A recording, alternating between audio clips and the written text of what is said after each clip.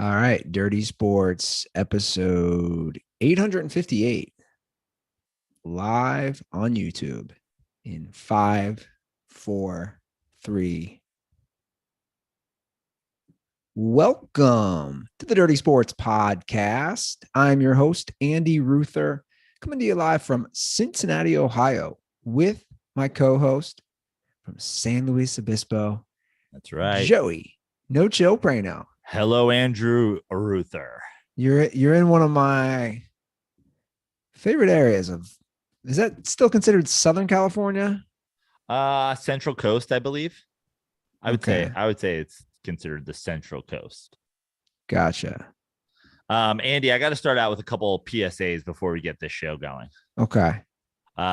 First of all, August 25th at the Hollywood Improv Lab, Joe Prano and acquaintances, Lachlan Patterson, Nate Craig, Sam Goldstein, who I'm here in San Luis Obispo doing shows with, Mary Romeo, special guests TBD. Come check it out. Tickets are currently on sale on improv.com. I've posted the link on my Twitter, on my Instagram, on all the things. Go to joeprano.com for shows.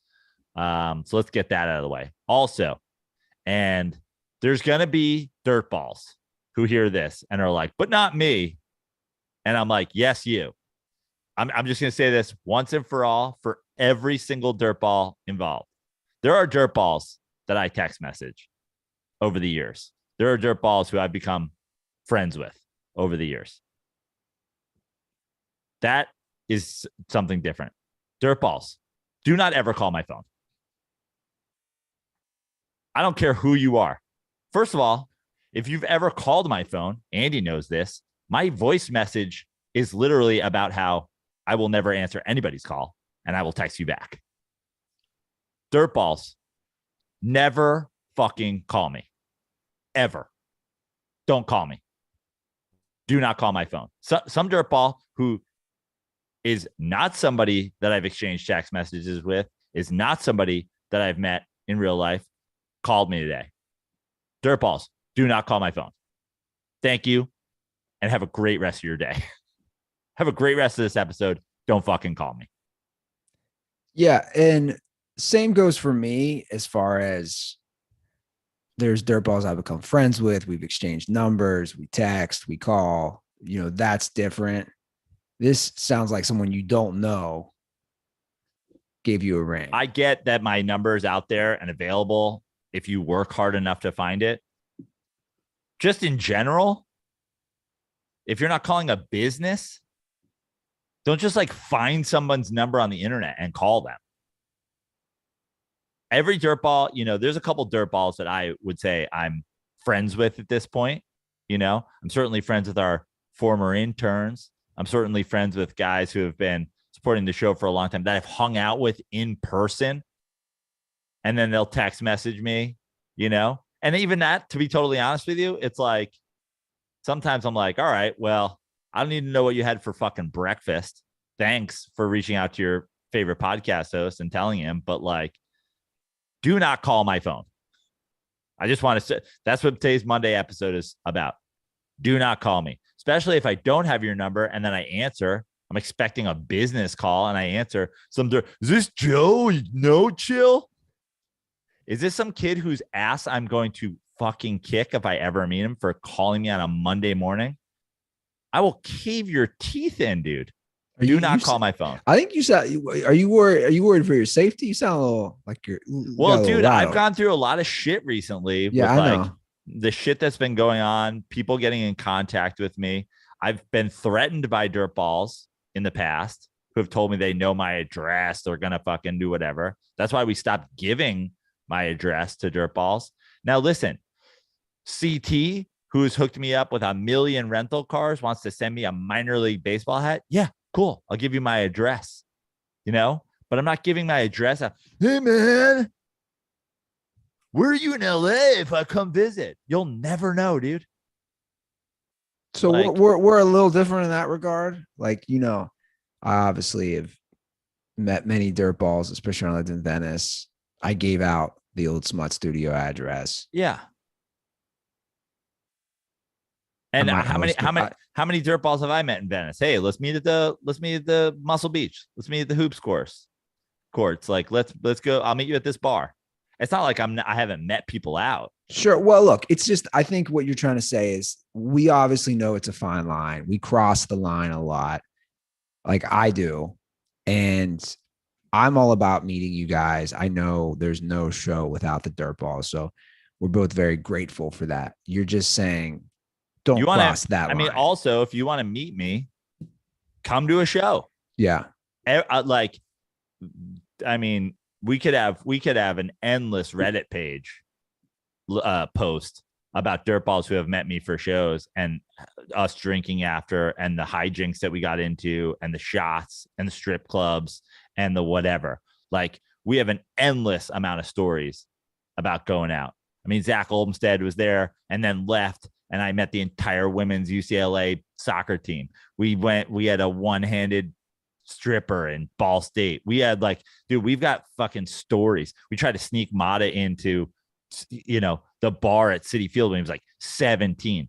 We had dirtballs, showing up at your parents' lawn and cooking hot dogs. Like, we've hung out with you guys. If I haven't met you, do not call my telephone. Do not send something to my address. Because that's if like I've just been threatened by too many fucking people, and I've had too many personal things where it's like, yo, just like, if you're trying to be boys with me, that is not the way to do it. Well, on a safety, just wanted to get that out of the way. On a safety note, I am not being held hostage in case anybody watching this is concerned. I know I have a blank space in the background. I need to set up a lot of things in the new house. And obviously I'm recording the first ever episode in the new house. I had been doing it in my parents' old house, which is now my brother's house. Anyway, I'm not being held hostage. I just need to decorate. That's good. Because honestly, some of the combos I've had with dirtballs lately, I'm like, they would hold you hostage. Me? How'd they hold me hostage? Because you're the same thing. Dude, I mean, listen. Fans are crazy. Yeah. People are crazy for sure. The guy who tried to kill Ronald Reagan was like a Jodie Foster fan, like. Yeah, I guess. I mean, obviously, what happened to John Lennon? It's wild. Like, I don't know. People are wild. I mean, I'm sure you saw that thing that happened in Texas at the youth football game. Yeah, it's just awful. It's just absolutely awful. Like where we're at, and the suspect is Aqib Talib's brother. Really? You see that? No, I did not see that. He's wanted. He's the guy who murdered the coach, supposedly. That's bananas. Yeah. That's a whole other thing. Youth sports is out of control. People take that shit way too seriously. Dude.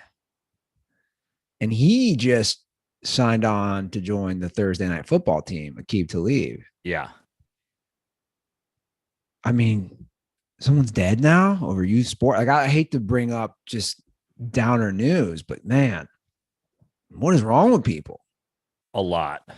Like, it's just sports. Everyone's so angry. And it's funny because I was just talking to Chris Wilde about this. He was at a basketball tournament for his kid in Vegas, and like apparently a fight broke out on the court and whatever. And I'm like, dude, your kid's 10 or whatever. Like, if you're taking youth sport, like, I have news for parents out there. Literally nothing your child does in sports matters before high school. Sure. Not one fucking thing. I agree. Not a single thing. In sports, you are not, like, until you're full grown, essentially, or until you've grown to the point where you're like almost adult, like, it doesn't matter. You could be the best basketball player ever as a freshman in high school. You could be like the world's greatest freshman. If you're 5'8", they'll be like, call us when he's 6'3". Well, I think the problem too with youth sports now is, I was just having this conversation. I was actually texting with Wild because we were talking about his boy and how much older, he's like 12 or 13 now. and how it's like year round. And I think it was with him I was texting, or if not, I was talking with somebody, how now these kids are focused on one sport year round. So dumb. I would argue it's better to be more rounded and have the kid play a lot of sports. And then, like you're saying, once they get to a certain age, hey, I want to focus on basketball. I want to focus on baseball, whatever it is. There is that's a very modern thing too, of like, I would say in the last 15 to 20 years of sports specialization. And they've actually done studies, and they've like looked at things. It's like, you're way better off playing multiple sports. Sure. Look, but I'm saying, look at all these athletes. Look at even like, so if you look at LeBron, I think he played football through at least sophomore year, maybe junior year of high school. You look at Ken Griffey Jr., Barry Larkin. Those guys played football and basketball like through high school along with baseball. You know what I'm saying? Yeah. Like, look how they turned out. I'm just saying that's not that long ago. A lot of these guys did that. I just don't understand. You're going to decide at 10 that your kid is going to solely focus on basketball or soccer or whatever. I don't understand it. Yeah. Don't you want them more rounded? Now, I do think it comes to a point if the kid doesn't want to play. I think early. Yeah. And I noticed that last year, even in the fourth grade, coaching the fourth grade, there was kids. It sucked because it's like, they don't want to be here. You're old enough, I think, in the fourth grade, find something they do want to do, whether that's sports or another extracurricular, whatever it is. I think at that point, 9, 10, they are old enough to decide. But the idea that you're going to focus on one sport at that young of an age, it's not going to make you as well-rounded. Yeah, for sure. I've been watching the Jeter doc. Yeah. And speaking of well-rounded and different sports, I've been watching it, and something that keeps coming to mind, and I don't know if it's because it's it's Hollywood and everything's glamorized, and obviously they make it more appealing, but I feel like baseball, and especially seeing that doc, I'm reminded of those classic Red Sox, Yankees playoffs, or just the intensity of some of the playoffs. I just feel like baseball doesn't have that anymore. Is that just me, or am I just caught in the moment? I mean, I think it's a combo of both. I think that, again, and this is, I feel like I was so traumatized by it that I actually blocked it out, because I know, like I said, that we talked about it, and yet I have acted this whole season like I didn't know it. Like, the extra wild card team now, and we're not that long removed from the 2 wild card teams. It's like, things are always going to be less intense the more you like make them, like the bigger you make like wild card teams. Now, we've obviously argued for expanded playoffs in college football, and we all love March Madness, but there's 130 college football teams and 100 and however many college basketball teams. It's like a totally different thing. But this suddenly 12 teams in Major League Baseball of 30 are going to be in the playoffs. That's too much. So, like, yeah, back in those days when you were like, okay, obviously the Yankees and the Red Sox, prior to there being a wild card, both of them couldn't make it. But going into I'm not even talking about that, Joe. I'm talking like, but I just think that it makes for more intense. Yeah, I'm talking early 2000s. What's crazy for me when I watch this documentary is, and I know you get busier as you get older and things happen and life gets you, but my point is, I'm going down memory lane, which I like. It's nice watching this documentary to say, I know exactly, I can tell you right now exactly where I was when Aaron Boone hit that home run. Yeah. I knew exactly. I think that's a combo of Yankees Red Sox. I think that's probably a combo of your age at the time. But that's what I'm saying. Like, I know also, exactly where I and also, was. like I said, it's like, you're not getting to the playoffs and being like, oh, I had to sit through this 2-game series and this 3-game series and this 5-game series just to get to the ALCS. And the same goes for Roger Clemens and Mike Piazza when all that went down in the World Series. And the same thing goes for Pedro throwing Zimmer on the ground. All three of those, I was like, okay, I was sitting in this room. I was at this bar. I knew exactly where I was. And then I started to think, okay, the last, I don't know how many years of baseball playoffs. I don't know if I could tell you on a lot of them. There's some I could exactly where I was when this thing happened. I have another Jeter documentary hot take. Let's hear it. The Yankees have essentially been spiraling since the Jeter doc. Ooh, interesting. Jeter doc happened started during the All-Star break. I believe the Yankees swept a Royals series, but otherwise they lost the series. They've been bad. Their season has come undone since the All-Star break. They were the best team in baseball. I know the Jeter doc is probably the best doc ever, and it's going to be a 99%, vote for the Academy Award. And that, listen, 6 episodes, the longevity alone. We have to talk about how great it is. The longevity, I think it's 8, right? 8, the longevity. But is Jeter once again undoing the Yankees? Just going too long. It's just too long. Just like Jeter's career. Yeah, it started off great. And then 8 episodes hanging around too long. Now hurting the Yankees. Well, I think it's always interesting, the players that stick around too long and the guys who know when to call it quit. Yeah. And the guys who, like, it's very similar to what Kobe did. Kobe stuck around way too long. And he wasn't helping the Lakers. And that's the thing is, you know what? You can talk about, here's the thing about Kobe. When it comes to Kobe fans are straight up delusional. He was a selfish basketball player. To look back at Kobe Bryant in any regard besides ball hogging, selfish, me first, has to be the star basketball player. Now, you can say that turned into 5 championships for the Lakers. Fine. You can say that. But to look back retroactively and not say Kobe Bryant was a selfish person is delusional.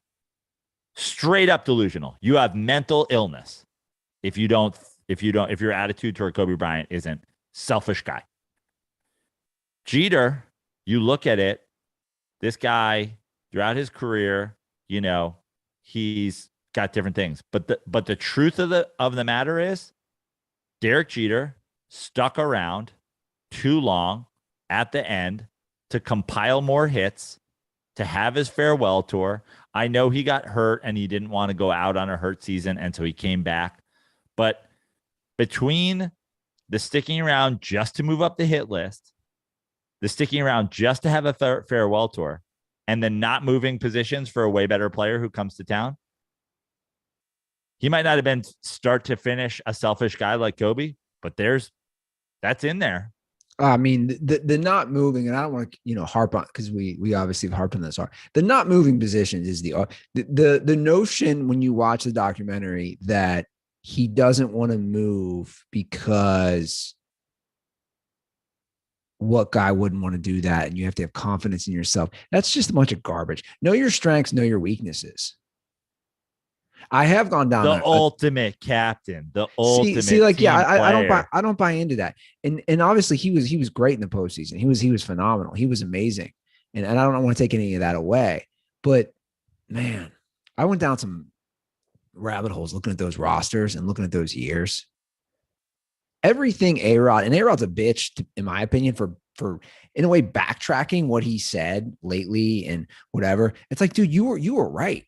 Those lineups, you just can't deny it. Those line, you look at, and I'll just pick 1 year. Obviously, there's 4 years. If you look at that 98 Yankees lineup, and I did, and I pulled it up because that was arguably the most stacked team. That 98 team was so good. If you look at that lineup 1 through 9, it's like when you're batting around those guys and the seasons that they had, especially in 98, it's a lot easier to fit in.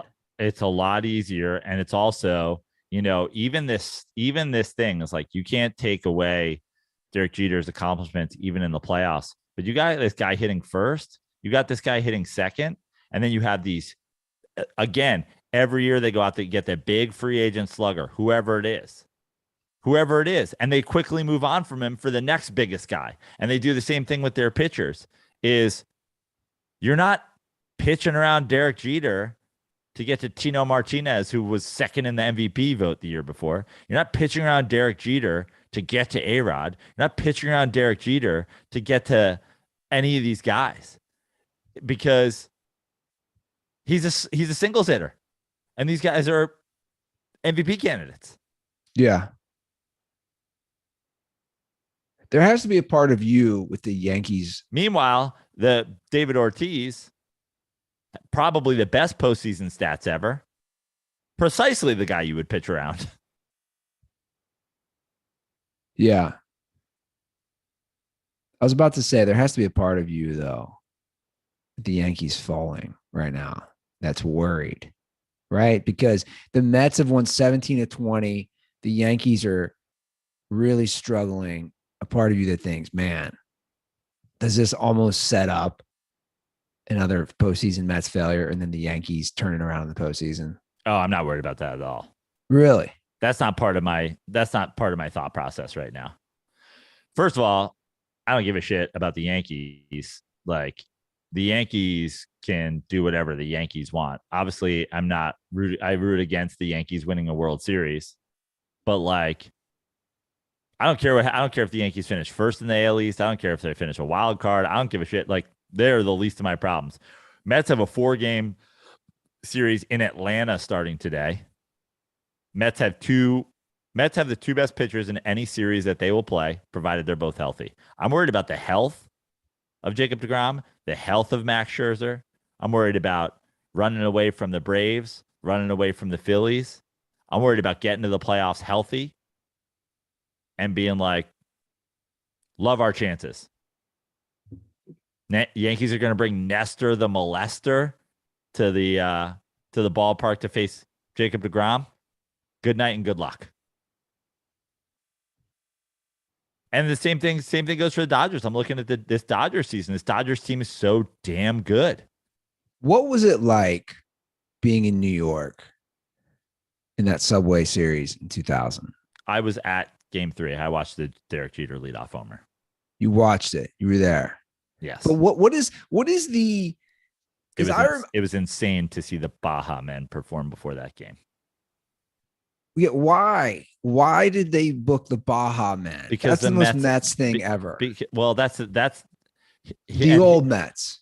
And here's what I'm trying to say. Here's why I hate. Surprise, surprise. We played the Phillies this weekend. We took 2 out of 3 from Philly.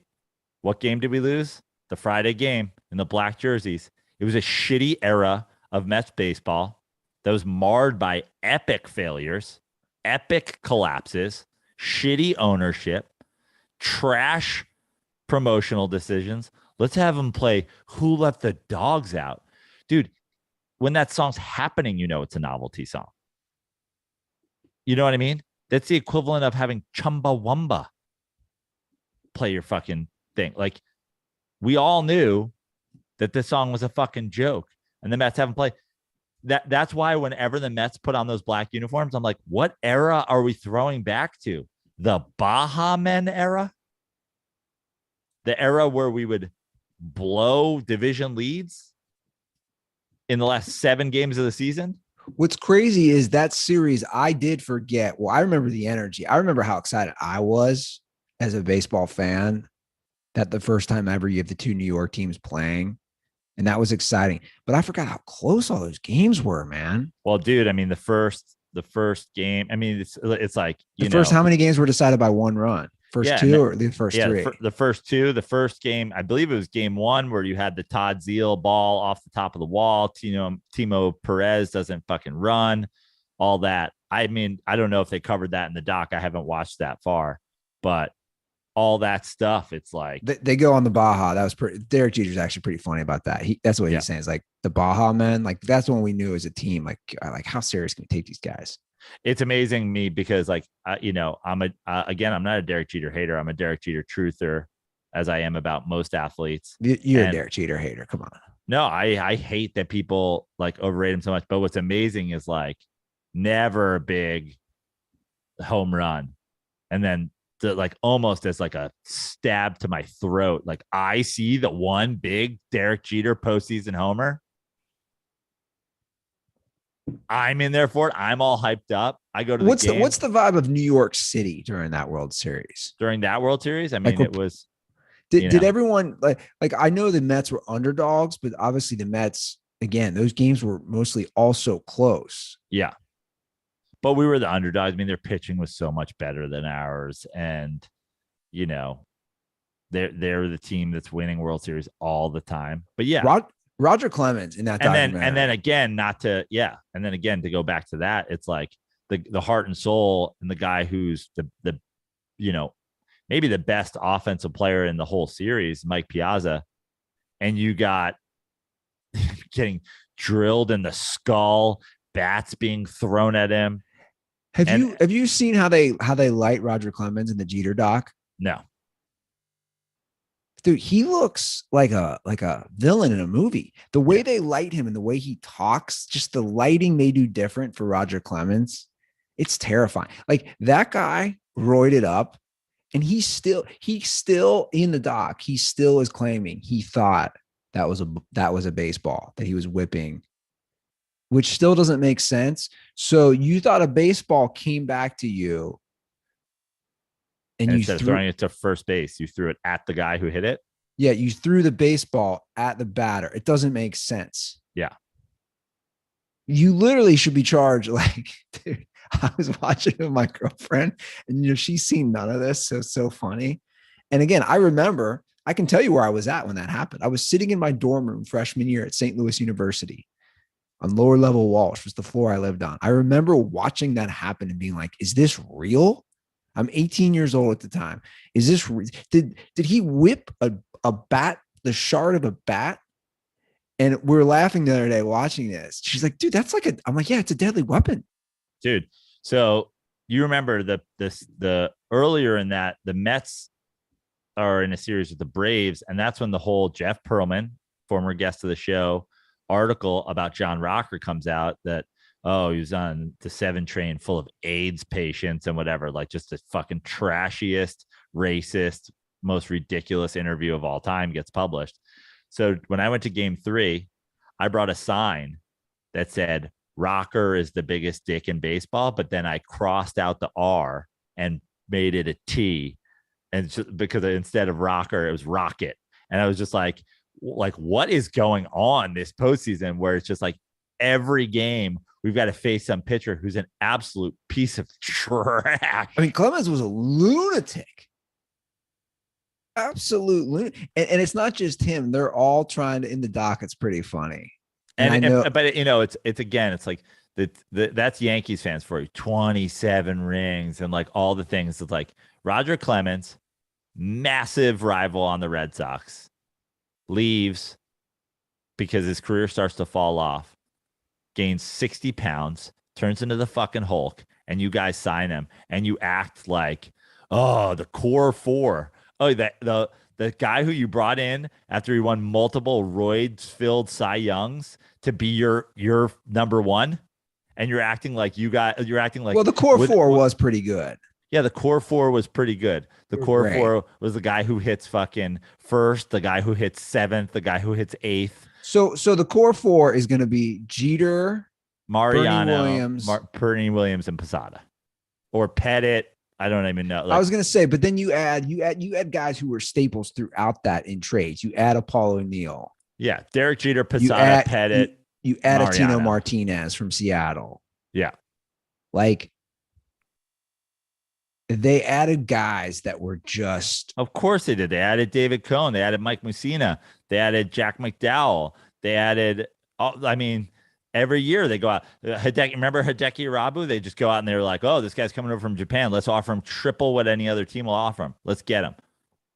Well, and again, and you know what? That's the other thing that people don't. David Wells they added from the Reds. David Wells, yeah. And here's the other thing about the core four.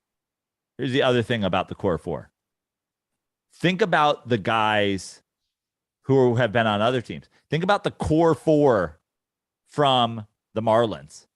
Think about Giancarlo Stanton and Yelich and Ozuna and Real Muto. Let's say that's your core four. Suddenly they're not your core four anymore because you can't pay them.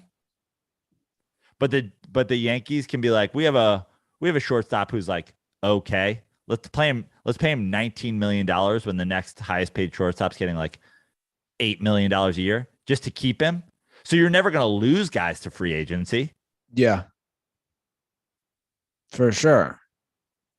So again, they just were such a deep in that Yankees run from top to bottom as far as depth.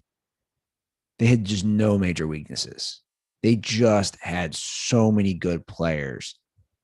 You just couldn't. I mean, Chuck Knobloch's an all-star on Minnesota. Yeah. Think about the rotating cast that they had at third base. Always going out and getting the guy. Brocious, Ventura, A-Rod. Yeah, they didn't miss a beat. Wade Boggs. Another rival. They didn't miss a beat. Oh, Johnny Damon's been kicking our ass for Boston. We should probably go sign him. Yeah. But they were smart. You know, for as much as you want to hate the Yankees, look, here's the thing about someone like George Steinbrenner. I respect owners that want to win, that are going to go for it. I respect that. Sure.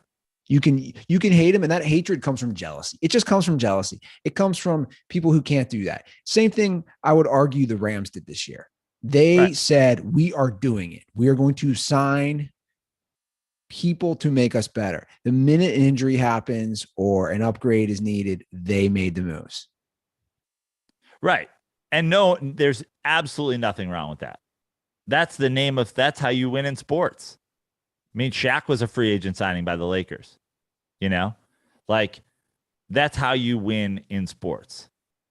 But let's be honest. The ace pitcher the Yankees signed in the offseason, the second ace pitcher that was some team's number one that is now your number two, the free agent slugger that's hitting third for you, and the free agent slugger who's hitting fourth for you, that's your core four. And to joke around that it's the fucking guy who's hitting eighth is a slap in the face to people. Your core four, the Mets core four right now is DeGrom, Scherzer, Lindor, Pete Alonso. 2 homegrown. Yeah, 2 homegrown that aren't going to go anywhere because we're going to overpay them to stay because we have the richest owner in baseball.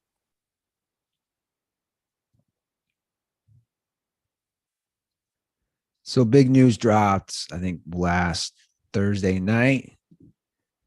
Tatis suspended 80 games for PEDs, which he claimed he used for ringworm, I believe. Which, I mean, the claim is whatever. There's, at this point, I don't all-time claim for the record. Yeah, all-time recovering from injury, trying to get back. So obvious. And then this is your claim. And by the way, we had Sean Merriman on, and Sean Merriman essentially said the same thing. He said, I took a supplement. It had something it wasn't supposed to have in it. I got popped. At that, I mean, how long ago was that?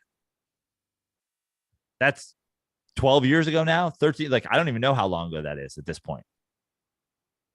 If you're doing it today, it's to me,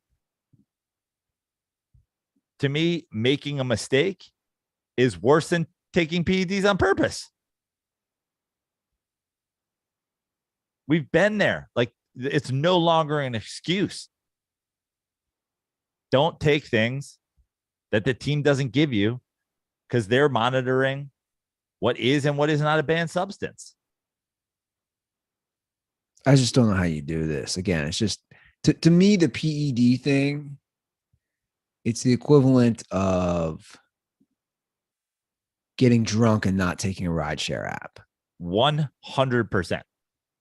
What are you doing, man? Come on. And that's just if your claim is true, that you took something you didn't know. Because I would assume any athlete, even myself, for the most part, I'm pretty careful about what, if it came to a supplement, what I'm putting in my body, right? So I'm a huge fan of Liquid IV. Okay. I don't know if you've ever used it. I have. I like it a lot. I use it when I feel like I could be dehydrated. If it's humid out, I always take it after a workout, especially cardio, run, swimming. I love Liquid IV. I really do. I did research on it. You know what I'm saying? Like, I'm just a schmuck 40-year-old dude who lives in the suburbs. Right. You're at the height of your career. You're Fernando Tatis. You're one of the stars, the faces of baseball. But here's the thing. I don't even want you doing your research on what you should and shouldn't be taking. I want you listening to the team because they know what's banned and what's not banned. Now, the team might be giving you something that's maybe not in your best interest to take. So then maybe do the research. But if you're like, yo, I have ringworm, which, come on, like, you have team doctors. Is this guy going to his like physician and being like, I got ringworm, doc? Like, wouldn't you use a topical cream for that? Was it a topical cream that busted him? I have no idea. He should have DM'd me. I'm dating a pharmacist, man. We can get you the right drugs. Like here's the thing for these athletes. I get it. Something that your pharmacist prescribes you might be illegal by baseball standards. So then don't take anything your team doctor doesn't give you, because playing is the most important thing. Yeah, I know. And 15 years ago, this was an acceptable excuse. Sure. It is not anymore. Well, 80 games is a lot. Like, you're really, obviously you can't play the rest of this year. Yep. He's just essentially not playing this year. Yeah. You're going to miss some time next year. They've invested what was his contract? $300 million? My way off? Yeah. Or was it 300? No, it's and change, I think. Yeah. 395 or something like that. That's what I don't understand. You went and got Soto. Yeah, dude, the Padres are spiraling. It's bad. Like, some dirtball was like, I don't think the Padres are gonna make the playoffs. And I was like, they're gonna be fine. Then I messaged him. I was like, yo, Tatis out. You might be right now. But if I'm making $300 million, I'm doing everything possible to stay on the field. My point is it's always the line I always say about actors when they get just jacked or ripped for a movie. And I always say, like, people are like, oh, look how swole Ryan Reynolds got for that. Yeah, they all took HGH. But my point is, wait. My point is, when people like brag about how good someone looks, I say they were not only paid millions for this role. The studio said, you will get swole. We're going to assign you a personal trainer, a chef, and we're going to pay you millions. That's literally your job. I don't really get. If you want to hear from that trainer, I had him on my podcast. Duffy Gaver was on the Joe Prano podcast. Trainer to the Stars, talks all about it. That's right. My point is, like, I don't give as much credit to that person as I do the guy who's got 3 kids and he's running ultra marathons. Like that guy's a badass. Yeah. Because he's got shit to do. And he's not getting paid millions to do it. And my point with Tatis is you're getting all that money, man. You can't be in motorcycles. You riding motorcycles. You can't be taking stuff that could get you banned. What are you thinking? I know you're young and dumb because we all were. God knows I was. But they are spiraling, which sucks because they got a lot of money invested in these guys right now. Yeah. And the time is now. And that's the deal with baseball. You know, the Yankees approach to in the past of, well, this guy didn't work out. Let's just eat the money and go sign somebody else. The Padres are not a big market team and they're all in. Like, you guys got to win now. I mean, we're talking about Soto's only under your control for a couple more years, and then you're going to have to pay him. Luckily, you're not paying him yet. Yeah. For sure. But the Padres, yeah, I mean, they're in a playoff spot now, but Milwaukee is a game and a half back, 2 games back of them. Yeah. No, I know, man. And I'm rooting for him. I want more potential of watching postseason baseball in Southern California. Sure. It's a beautiful park. Great city. And right now the Mets are going to get in, and it seems like we're on a collision course for with the Dodgers, which is nice for me as somebody who lives in Los Angeles. But dude, if we ended up playing some games in San Diego, I'd be down there for that too. That'd be great. That'd work out great for you. Yeah.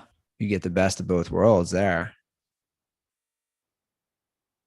Postseason baseball is really fun at Dodger Stadium. And listen, if you're a Padres fan and you're, or a Dodgers fan, or if you're a New Yorker and you want me to come see a playoff game in your city, then maybe you can call me.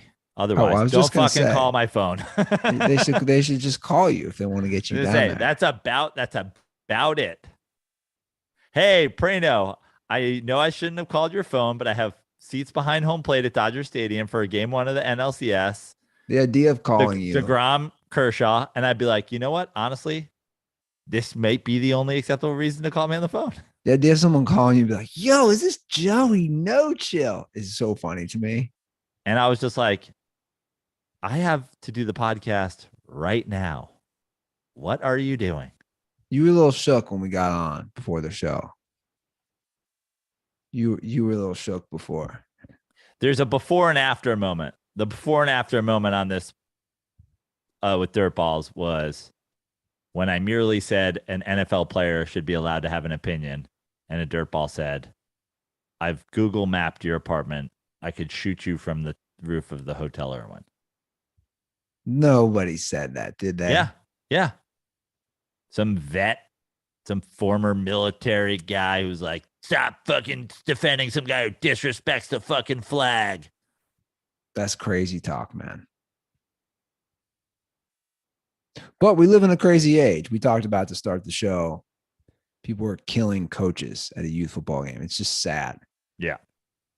Just talk it through, people. That's the solution. And football season's upon us, and that's the rowdiest time of year. Yeah, I don't know about taking kids to games anymore, man. I mean, football fans are just drunk, obnoxious, unruly, just ready to throw down. Unless you're in a suite or something. Unless you're in the rich section. It is crazy. It hit me yesterday. We're 4 weeks away from the start of opening season. September 11th. Never forget. Yeah. Never forget. That's when football starts. It is funny how it always starts, like, always right around 9/11, if not on 9/11. Yeah. Football's like, yeah, we're taking that too. The whole fucking terrorist thing, we're taking that too. Yeah. We already took Thanksgiving. We take Christmas. We're taking 9/11. I mean, it's amazing. And speaking of amazing, I read an article today. No surprise, especially from what we talk about on our show. An article that was published yesterday in The Athletic. The headline says, Deshaun Watson hasn't hurt Brown's bottom line, but are they falling behind? And the funny, it's great. It's a little story. It starts off talking about this woman who's been a season ticket holder for the Browns since 99 and how so disgusted she was when they signed him. And then it's like, well, I'm keeping my season tickets, Right. which we always say. And it specifically says, so far, there has been no apparent backlash. Again, this is specifically in Cleveland. No team sponsor is believed to have pulled out, and the team even claims a season ticket waiting list. Watson was mobbed by adoring fans. I don't know if you saw this video. Yeah. After practice. Like, people don't care. At the end of the day. It's going to be fun what opposing teams chant when he I'd love to hear, plays. we always put out the call, when there's like a crazy opinion out there, and I'll do it again, man. If you're a Browns fan and you're anybody but Slub a Dub, Slub it up, call. Write it out. No, he's no, I'm all for it. Write it out. I want to hear you out. Script it out like you did the one time. Write it on some sort of parchment. Yeah. Get a teleprompter. Turn the page like you did last time. Yeah, because then that's 2 minutes of Blue Lives Matter and build the wall. Before the thing. I want to hear from a reasonable Browns fan who's rooted for this team for a while, who doesn't judge players based on the color of their skin and their political affiliation. This is what you're doing. I'm saying I want to hear from a reasonable Browns fan that can call up and say, listen, I'm not a hypocrite piece of trash. Our quarterback has 25 plus sexual assault allegations. Here's how I'm handling it. Here's how I'm feeling about it. Here's why I'm watching. Here's why I'm supporting. I'm sure. Listen, I'm sure there's a reason. Like, Pittsburgh fans did it forever, so it's not like it's uncommon. But so would I. I'm just saying, like I'm not.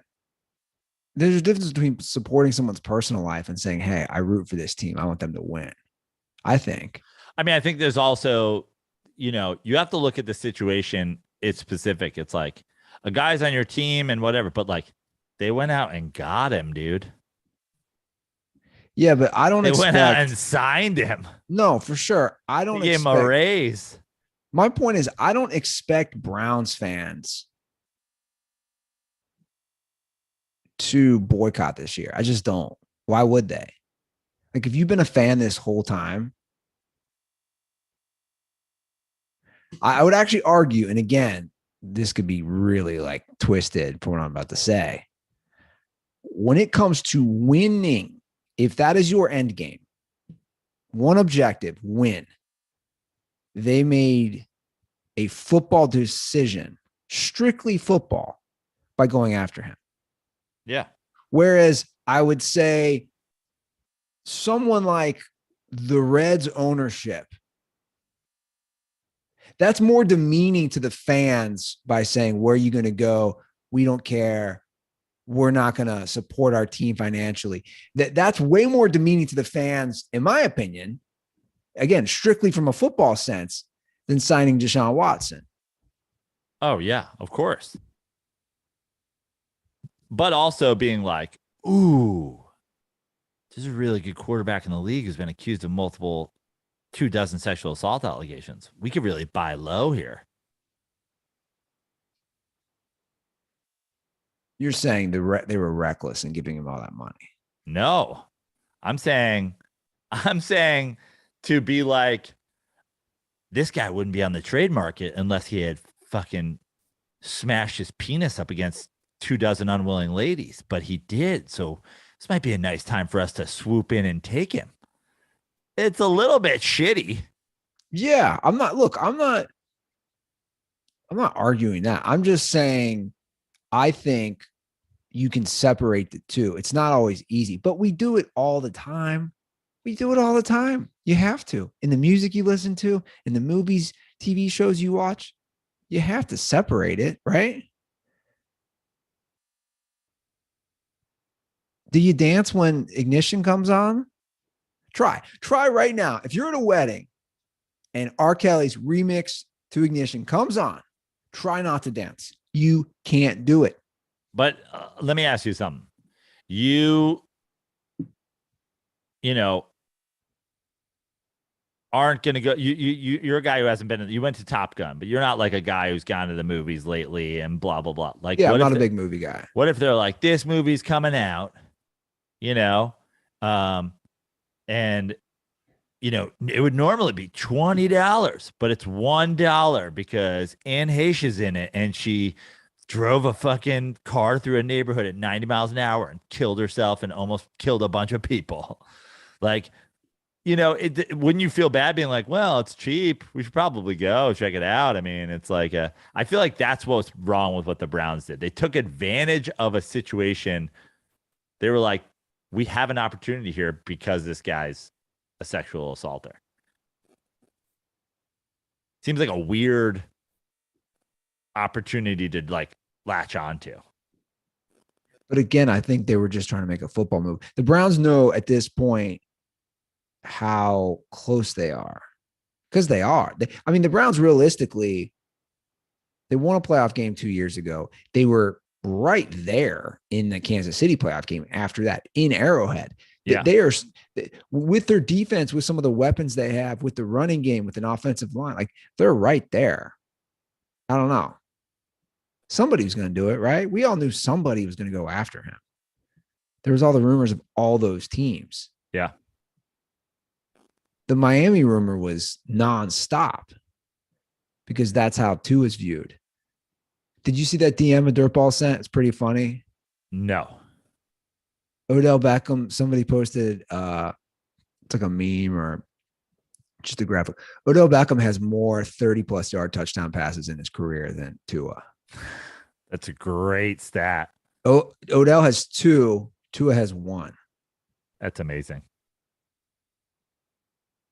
That's a pretty telling stat for a guy who's probably started at least 16 games. He only has 1 30-plus yard touchdown pass. Yeah. Yeah, that's wild.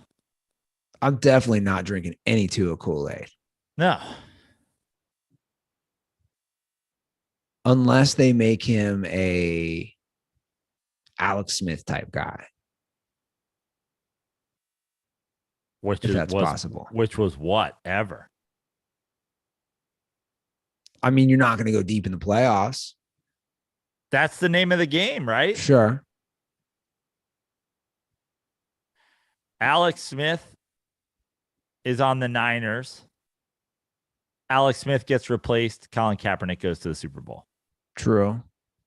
Alex Smith is on the Chiefs. Alex Smith gets replaced. The Chiefs win the Super Bowl. Go to multiple.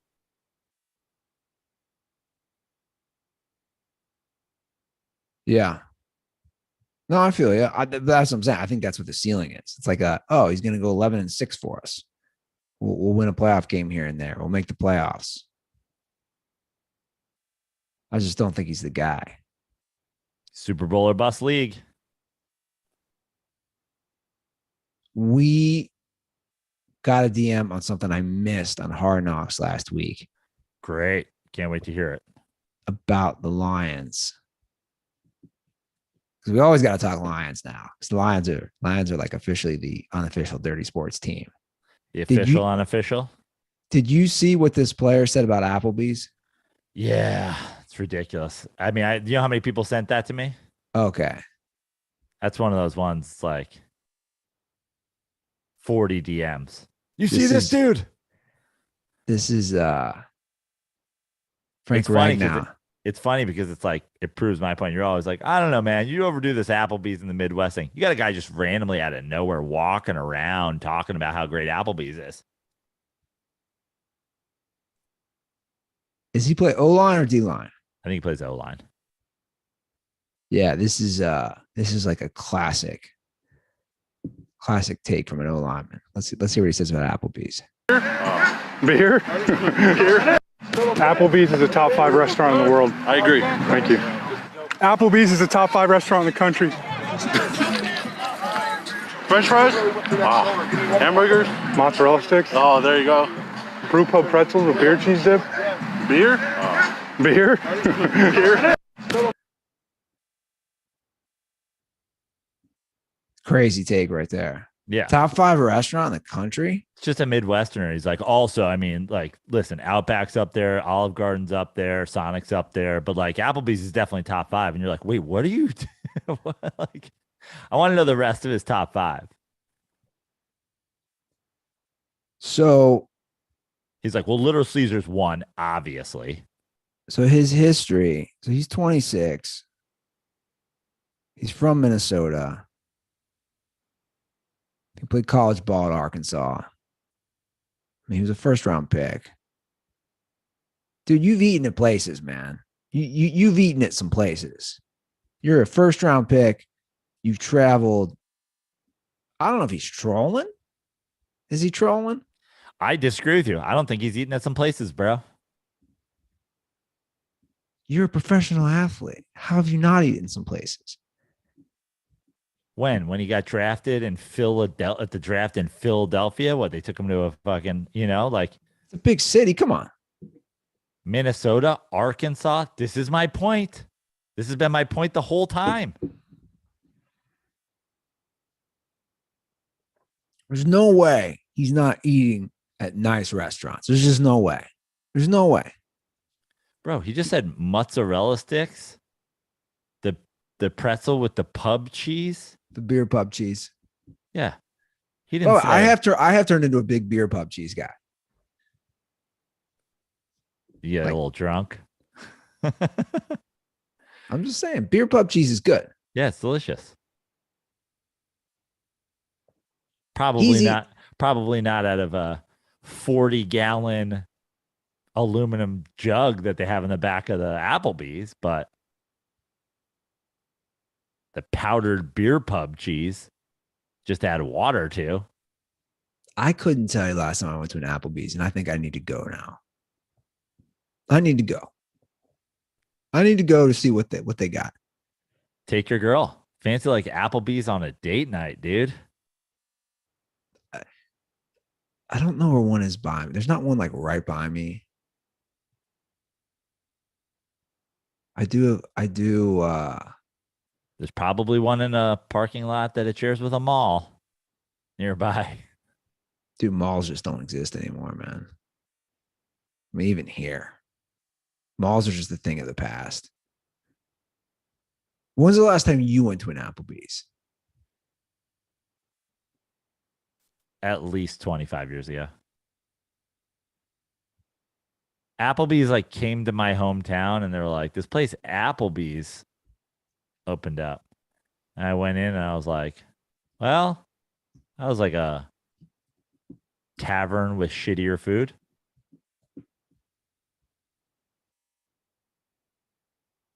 There's not as many as there used to be. Although that song probably might change that. Who knows? Everything, like literally everything that's wrong with maybe the world, but definitely America. Fancy like Applebee's on a date night. I think Applebee's, I don't know. To me, I would say it's not what's wrong. It is America. No, I'm saying what's wrong with America is somebody out there thinking, man, my girlfriend needs a fancy night on the town. I'm going to take her to Applebee's. You ever see that video? It was going viral. It was like a month or two ago. I think they're at Applebee's. They're on a date. And he asks the waiter for 2 separate checks. And his date, it's like a first date, like dating app. And she goes nuts. And he's like, you ain't gonna suck my dick. Like, dude. And the Applebee's waiter is just like stuck there. I gotta find this. It's so wild. It's an actual video. It's like a viral video. Yeah. I gotta find this. I think it was on TikTok. And dude, it's so funny. I saw it on Twitter where like the girl doesn't pay, or I mean, the guy doesn't want to pay, and he's being all quiet. And she's like, and you want me to pay? And he's like, and you're paying for your Uber too. Like, I think he picked her up. Dude, it's so hilarious. And the Applebee's again, the waiter's just kind of like, I don't know. Like, I'm stuck here because he brought back 2 checks because he had asked her, and I don't think she had seen it. Yeah. And then it's just off the rails. And I'm like, this is why I love social media. I'm gonna find it. I'm gonna find it here. While I look for that, I do have to play a call from Cat Jason Kidd. Meow. Defending. I don't know if I should say defending, but trying to leave his perspective of the Lions. So this is after this is after the first Hard Knocks. Okay. So this is the artist formerly known as Fat Jason Kidd, who now we've called Cat Jason Kidd. Meow. Hey, Fat Jason Kidd here, just leaving a voicemail to let you know, as a Lions fan, if it was up to me, we would win 2 or 3 games this year. Just so you're in position to pick the quarterback. But I think a lot of what this rebuild of the Lions has done so far is we've put in place a lot of the things around the quarterback in order for them to be successful. Because whenever we decide to pick a quarterback, they're not going to have to worry about like who the weapons are, because we did the job in drafting Amon-Ra St. Brown. We signed DJ Chark to a 1-year deal. But at least we've also drafted Jamison Williams. We did a lot of stuff to improve the weapons around our quarterback. So he's coming in with a good offensive line, everything like that. So I think that the rebuild itself is going well. And I think that you really can't judge this motivational coach until we've had a chance for him to work with that new quarterback. And then we can kind of go, well, he was great at keeping the guys motivated when we sucked. But now that we're trying to take a step forward with our new quarterback, maybe we need to go somewhere else. I think that's kind of where we're looking at evaluating Dan Campbell. So just to be clear, you have a question mark at head coach, right? Because he's not saying that he's sold on Campbell. Yeah. He's saying we'll see. So just to be clear, you have a question mark at head coach of your football team, and you have a question mark, not even a question mark. It seems like you've given up. You've already given up on your quarterback. So you have a question mark at head coach, and you need a new quarterback. And your rebuild's going well?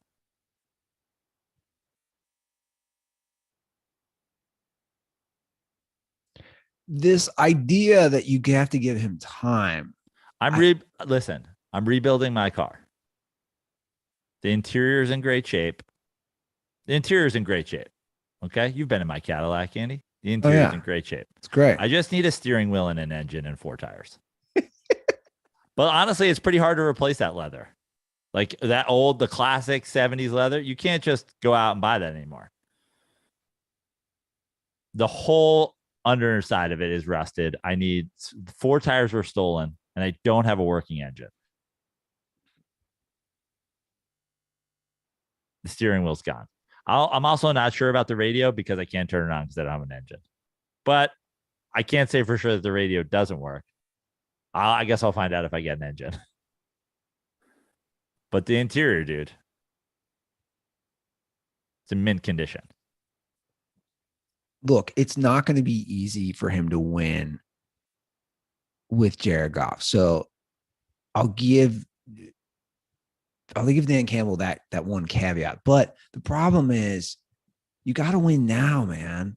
Like, I guess I mean, you don't have to win now. You have to win now, but my point is, like, I guess Zach Taylor's the one. Like, the Bengals obviously won 6 games his first 2 years combined, and then they make the Super Bowl. We all know my feelings, ultimately how I feel about him as a coach, but he's kind of the one anomaly when it comes to this. If you struggle, like if they struggle again for 2 years in a row, you're just going to hope he's going to be good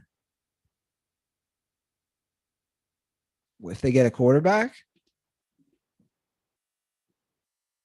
By the way, fine. That. By the way, cool. I'm okay with this. And I'm okay with Fat Cat Jason Kidd saying he wants to win 2 or 3 games this year. I'm totally okay with this. Good rebuild. Awesome. I think in watching Hard Knocks that Dan Campbell is from a coaching style and a coaching era that is from bygone years. You might not agree. That's fine. That's fine. Okay. If this is a plan, we'll figure it out. We'll rebuild. Fine. I'm cool. That's what you have to do when you're a bad football team. Your ludicrous fan base thinks you're going to win 11 games and go and run a 4 out of 5 run against 5 teams that were better than you last year. Yeah. I have no problem. I have no problem with a realistic, this is how you rebuild a franchise. Great.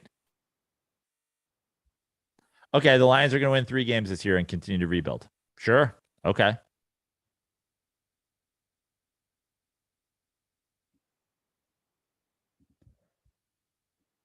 I just think you're not in a good position, obviously, with that quarterback and that coach. But I think you gotta just blow all that up again. I just don't. He wasn't the right hire. Again, like you said, what guy who coaches like this is successful in the NFL in 2022? There's none. By the way, I found the Applebee's video, dude. The caption. Well, I have a few things. Like, I mean, this made the New York Post. The New York Post will just post wild shit. Yeah. Like, afterwards, I'm gonna send it to you because visually it's even better. So the caption I have on Twitter, the guy says, "No fade, no beard trim, a Looney Tunes shirt," and she thought he was going to be a gentleman. It was a black dude. Not that I had to give it away. Looney Tunes shirt, I think, gave it away. So she posted it on TikTok.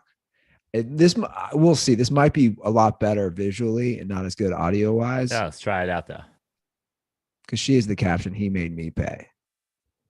Did you really come back with 2 separate checks? Yeah, that's what I was asking you. You're really going to make me pay? You gonna get some ass? No. He said, "Am I going to get some ass?" By the way, he's sitting in front of he's still munching on his fries. His shirt has His shirt is Daffy Duck, Bugs, but I mean, this is unbelievable. Let me get through this. Well, anyways, man, here goes 2. She not gonna give you what? No ass. That's crazy. Man. Wait. Are you? I'm gonna pay the 15. At least show a kneecap. Fuck you. See, that's your problem. You don't want to. That's your problem. He's really making me pay, you guys. Hey, how you get home? You're fucking taking me home. You're taking me home. You got gas? No. Fernando, he asked her if she would pay for his gas. I mean, this guy is unbelievable. I gotta get through this. 17 more seconds. You want to give that to the ride? No. You're taking me home. I think you heat up the food. All right, you guys. He's not making me. He's making. Did you? I mean, Fernando. Well, here's the thing. You know me, Andy. This couldn't be less my style, right? Sure. Like if I ask a girl out for a date, it's understood, especially a first date, probably the first couple. Now, I know we don't have a lot of lady listeners, but the nice thing to do, ladies, you don't have to. I don't even want the fake reach for your card on the first date. If I ask you out for a date, I'm paying for you. Yeah, for sure. Whether or not it seems like I'm going to get some ass or whatever. But at the same time, to be fair, in this guy's thing is like, why shouldn't she pay? I'm saying I would never do that. Like, my mom didn't raise me that way, but like, why shouldn't she pay? Because I mean, he took you out. So, and first of all, you're at Applebee's, right? Like, all this, like, male privilege, all this, like, The check was like $42.17. all this, like, equal pay. We should get paid the same. We should be treated the same. Well, why wouldn't you guys split it then? Like, I am going to set a tone in asking somebody out and being like, I'm going to pay. But I don't think it's right for women to assume that without somebody setting that tone, because they're running around all day demanding we treat them exactly the same. Andy, if I say to you, yo, bro, let's go to Applebee's when I'm in town, are you going to think Joe's taking me to Applebee's? No. Now, if I ask you out on some sort of business meeting, hey, man, I'd like to take you out to dinner. Like, that's a whole different thing. But like, I say, let's go to Applebee's. You wouldn't assume I'm paying because you're a man and I'm a man. And if she got asked out by her friend who was a woman, she wouldn't assume that her friend was paying either. She would assume he was splitting it. So the only reason she assumed that he was going to pay is because he's a man and she's a woman. And it's like, I think that is appropriate. But a lot of women are walking around saying it's not appropriate. A lot of women think Brittany Griner and LeBron James should get paid the same. Yeah. Which, by the way, is always the women who've never attended a WNBA game in their life. Or don't understand economics just in general. Always yeah, like we could pay her the same as LeBron James for the one season that the WNBA will exist after this. I always pay first date as well. I usually pay for the first two. I do like the fake gonna pay, especially by date two. Date one, cool. By date two, I don't even mind I don't even need the fake pay. I'll go date one. I'll go date two. What I'd like is like, it's the same as a bartender. Back in the day, I used to say the best part about New York City, old school New York City, is you buy two, they buy you one. A bartender would just be like, I got this one.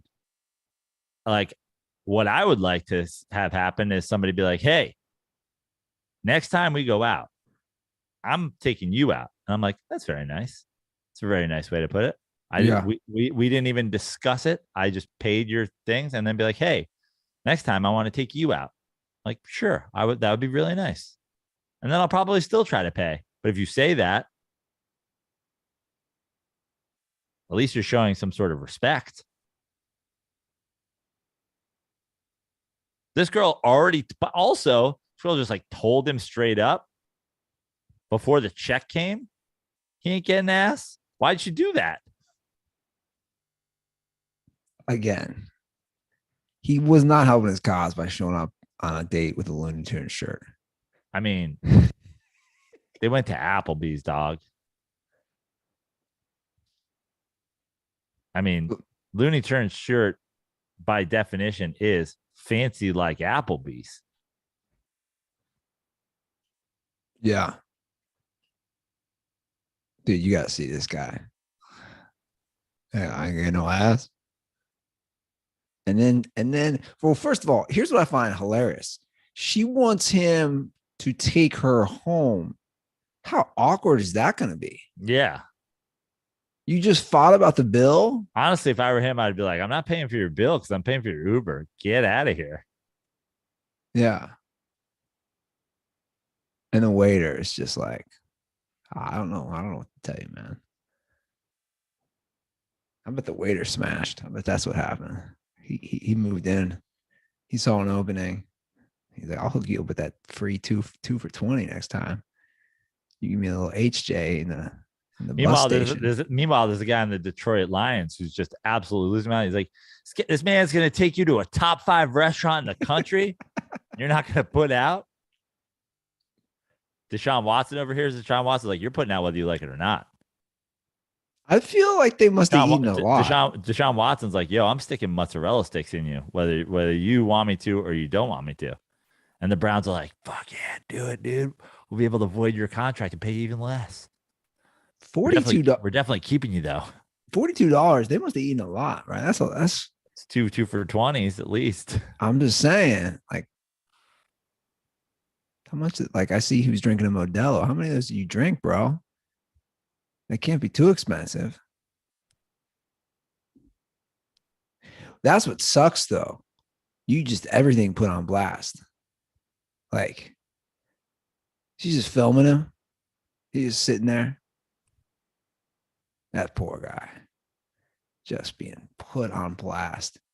I'm shocked you missed this because then it turned into a huge debate on Twitter. Oh, I'm sure. Like everything, right? Everything just turns into a huge debate. Well, I look forward to tomorrow's Hard Knocks. Yeah, it should be a fun one. And I look forward to getting a check. I don't know if I told you this, man. I'm going to get a nice fat check from the Cincinnati Bengals. I tell you Are about you? this? Yeah. Me and every taxpayer. Did you hear about this? So the Bengals sold. I feel like you're being sarcastic.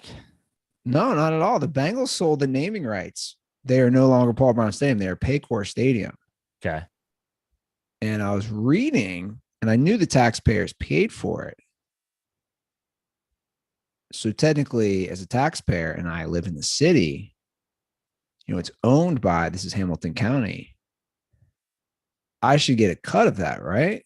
Because the stadium is actually owned. The Bengals themselves do not own the stadium. The taxpayers own the stadium. So I should get a cut of that, right? Yeah, but you're not going to, Andy.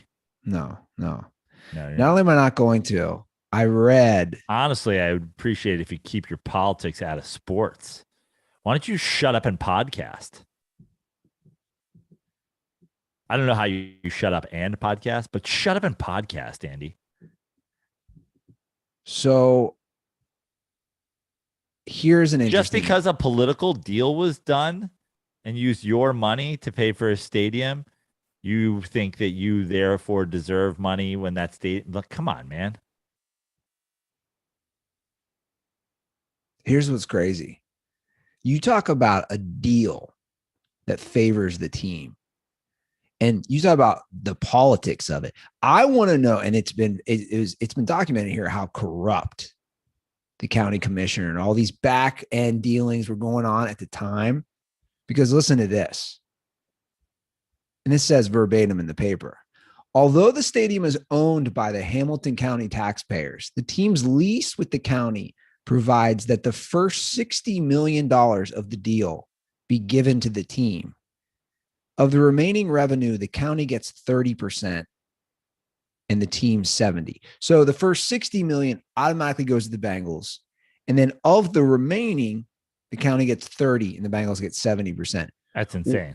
What kind of deal was, and again, this was way before, like when this happened 20 years ago, what kind of deal was negotiated and what kind of back end handouts were probably some of the people involved in the Cincinnati politics, which again, I'm just saying this because it probably happens in every city. Yeah. It's crazy. And then absolute brain dead monkeys. Like American citizens who are essentially eating bugs out of each other's hair and throwing piles of shit at one another. That's the level of intellect they have, are like, keep politics out of sports. Yeah, this couldn't be more political. It's crazy. And that's what these teams do. By the way, from the Bengals perspective, shrewd, good business deal. Like they're smart. I'm not even knocking the Bengals for this. I'm saying any team that does this, any owner that does this is smart from a business perspective. And as a county, as a yeah, it's the same thing you could say, like the same thing you could say about the U.S. government. The U.S. government taking half of your money immediately when you make it, and then also charging you to spend the rest that you're left over with. Shrewd business deal. yeah, Also, highly unconstitutional. it's just wild. But they're smart because they know, right? There's only so many NFL teams. Cool. We'll pick up and live. It's almost like, I mean, seriously, is it not like a mafia style run business? Yeah. Well, certainly a monopoly. Right? Because the idea of, okay, we're going to give you this many millions, even though we own it. We own it. You're the guy coming around to collect his money.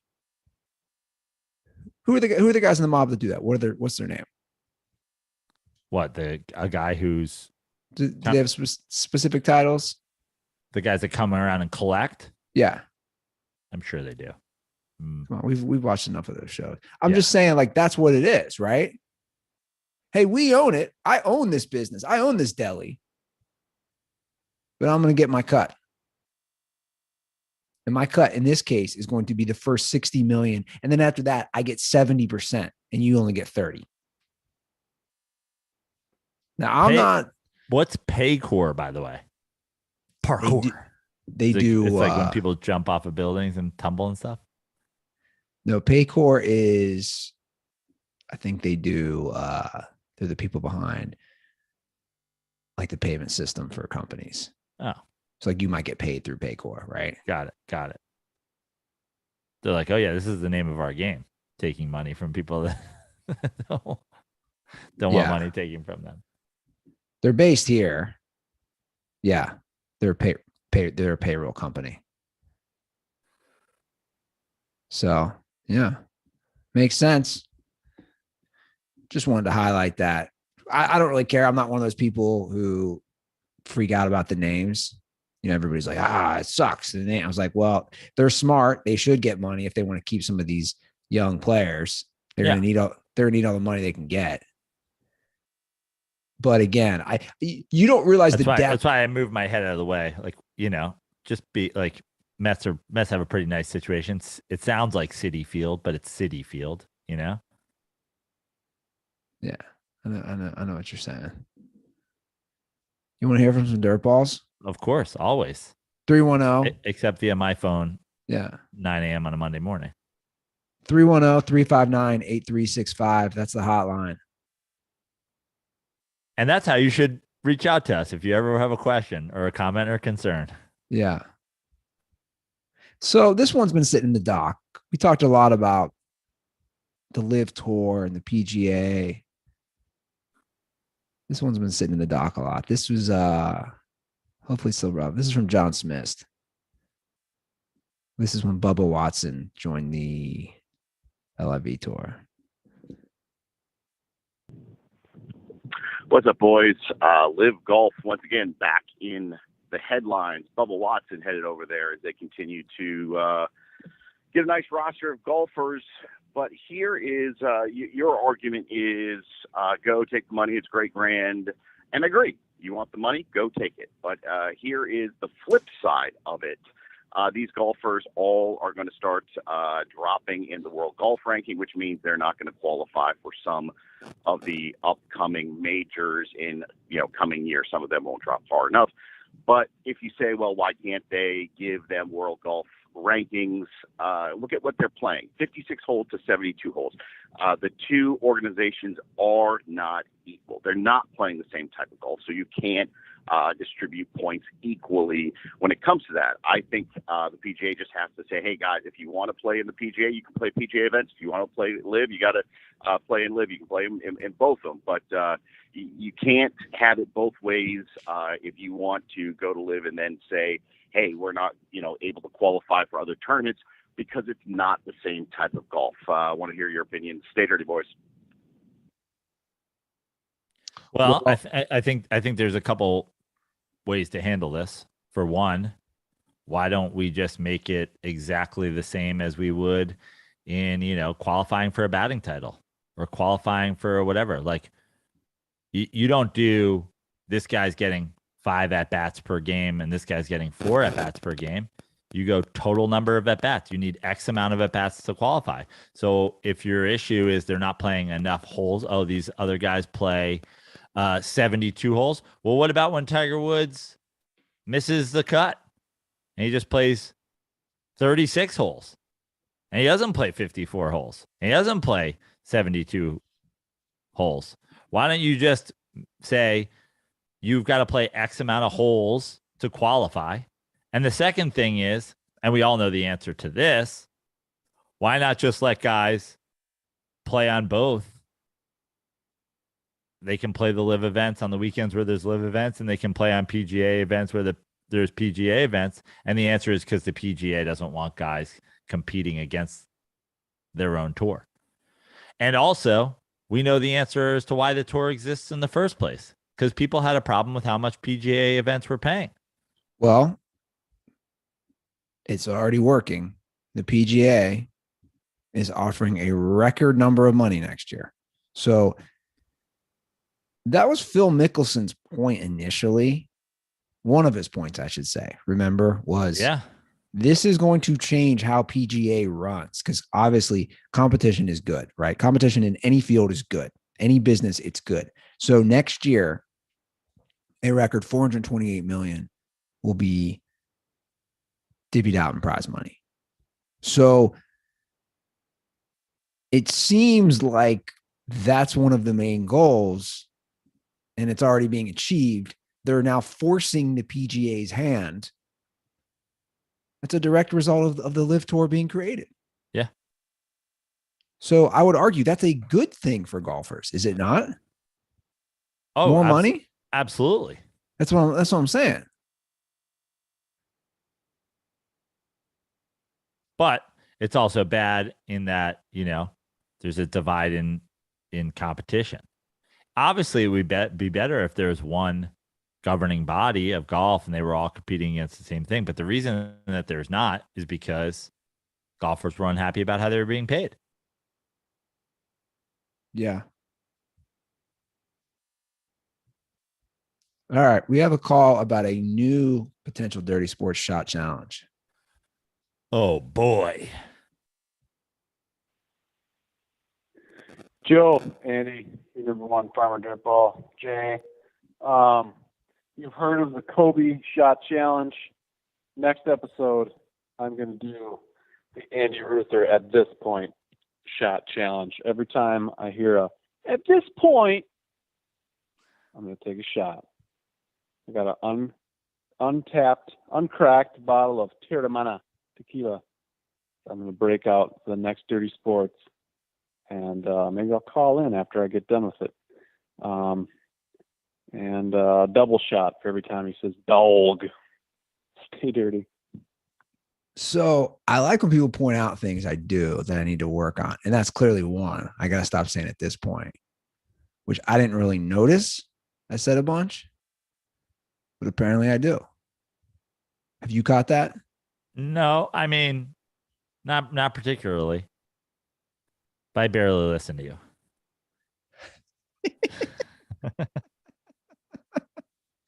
Good to know. Good to know. Yeah.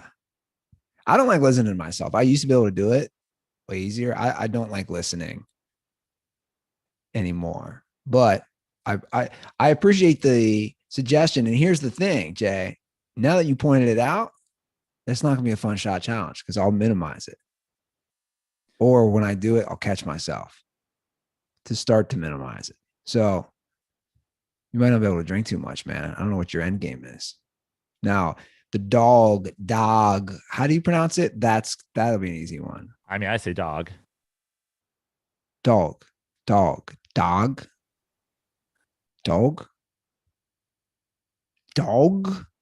how's it? Dog? Like, dog? It's such a simple word. Why do I throw an L in there? I don't know. It's like my dad would always say Warsh.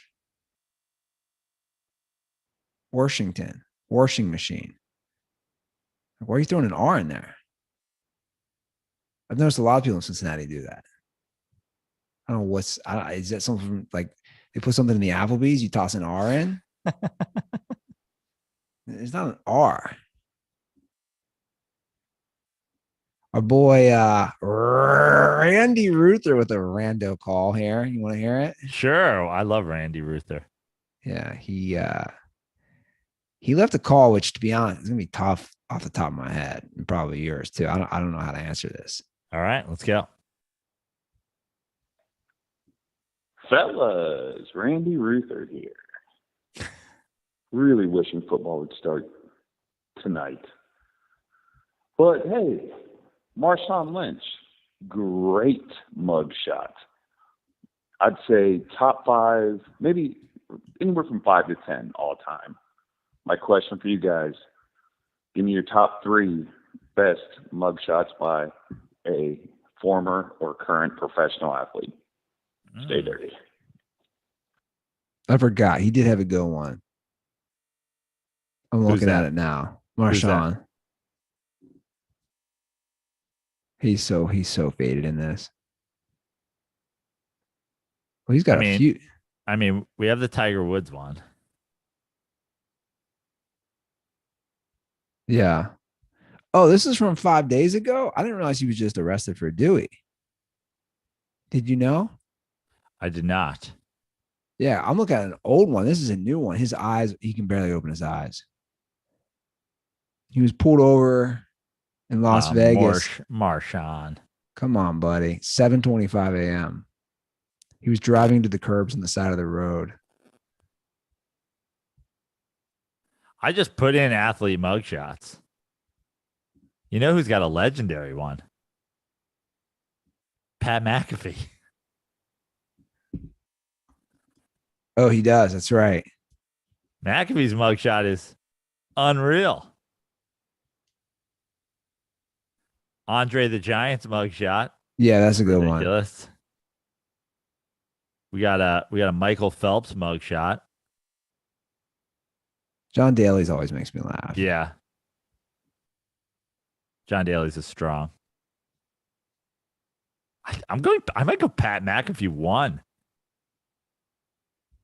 Oh, how about Deion Sanders mugshot? Deion Sanders looks excited to be there. It looks like he's in the middle of saying prime time. Dude, McAfee's is unbelievable.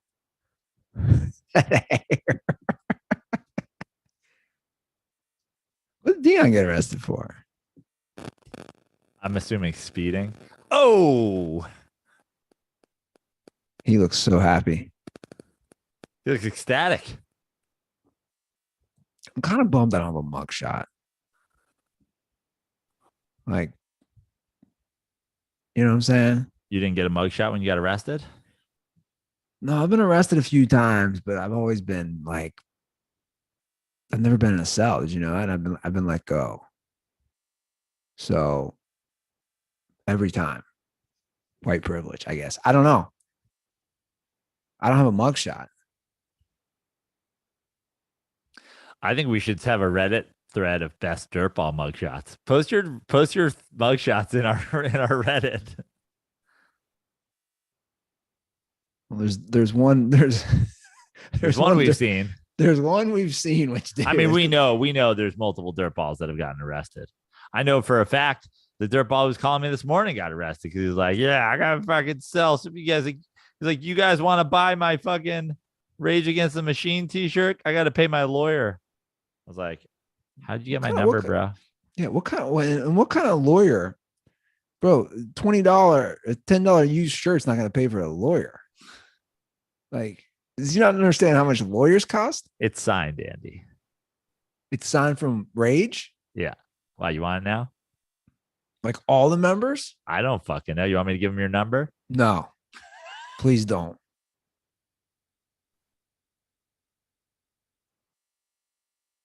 I like this idea. Dirtball mugshot thread on Reddit. I'm curious who'll be the best one. The one that we both know is really good, especially considering what happened. I think it should be guests and DirtBalls. So we can start the thread by putting Pat McAfee's in there. So DirtBall guests have been arrested. McAfee, Kellen Winslow Jr. Kellen Winslow Jr. Has Merriman been arrested? I don't know. There's definitely more than that.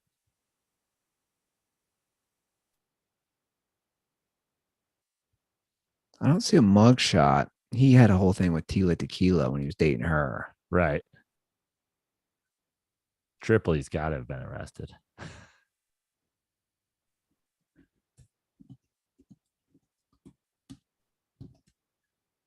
Let me see here. Kellen Winslow Jr. mugshot.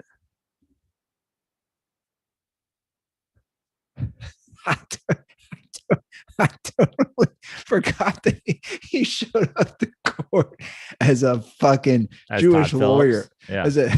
I'm here for the gangbang. He showed up as a Jewish lawyer from Manhattan. Dude, it's amazing. I'm here for the gangbang. Dude, if you look at Kellen Winslow Jr.'s mugshot and then how he shows up to court, I mean, it's unbelievable. It's like a different. He looks like, he really does look like Todd Phillips. It's unbelievable. God, it's wild. 310-359-8365. That's a hotline. Give us a ring. Post your mugshot in the Dirty Sports Reddit. And for the record, can I get access to that, guys, as administrator? Like, whoever's running that? Like, PP Water, get him in there. Yeah, PP Water. Like, can I be a administrator? I'm not going to censor people. That's not what I'm here trying to do. I'm just like, can I be an administrator? Like, who's an administrator in the Dirty Sports Reddit? How would I know? I have no idea. I'm gonna pull it up right now. In the meantime, you can follow me on all social media at Joe Prano, except for Twitter, or I'm at Fix Your Life. I just put a new stand-up clip on my Instagram and on my TikTok. If you guys want to check that out. And if you like what you see, you can come see me at the Hollywood Improv on August 25th. Joe Prano and Acquaintances at the Comedy Cellar in Las Vegas, August 29th to September 4th, and many other shows, which you can find at joeprano.com. You're going to love who the moderators are in the Dirty Sports Reddit. There's 3. There's PP Water. You started. Good for you. I'm all for that. Nikki D, which whatever. Obviously, Nick has a full-time job now, but like it made sense at the time. The third one is Bill Blaha.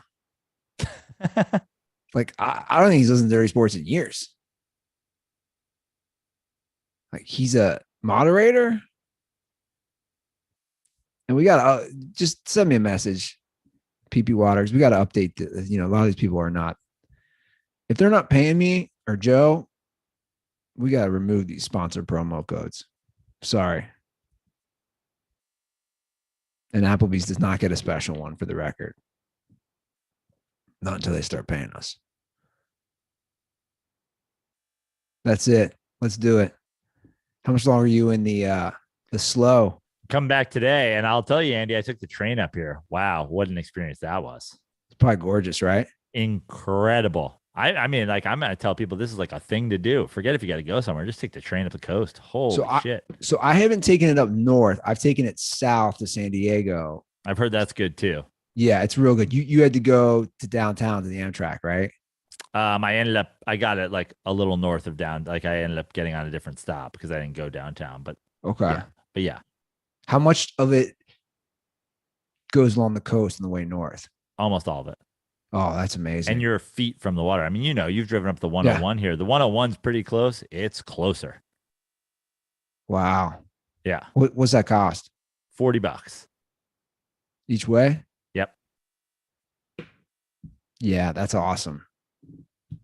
Do they have cars in that where like you get a room if you really wanted?